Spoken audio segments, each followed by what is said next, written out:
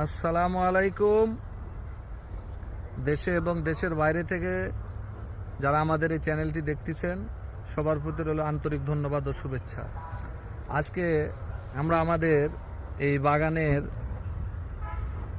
দেখেন এই বড়টা এক সময় ছিল আপেল কুল, তারপরে এসছে বাউ কুল, এখন হলো বল সুন্দরী বড়ই। দেখুন কি আলহামদুলিল্লাহ, আল্লাহর রহমত। ছোট্ট গাছ, মাত্র কিন্তু 6 মাস বয়স। দেখুন কিভাবে ফল আসছে। আমরা কাঠি দিয়ে দিয়ে এখানে বেঁধে রেখেছি। এই যে হেলে যাচ্ছে। আজকে নভেম্বর মাসের শেষ সপ্তাহ, কিন্তু আমাদের ফল একেবারে কাঁচাই আছে। কিন্তু কক্সবাজার টেকনাফের অঞ্চলে, যেমন আমাদের রহিমুল্লাহ ভাইয়ের যে বাগানটি আছে, সেই বাগানে ইতিমধ্যে ফল ওঠা শুরু হয়ে গেছে। এটা আঞ্চলিক এবং ভৌগোলিক কারণে কিছু এলাকাতে 10-15 দিন আগে হয়ে যায়, আমাদের আরও 15 দিন দেরি হবে এই কুলটা আসতে।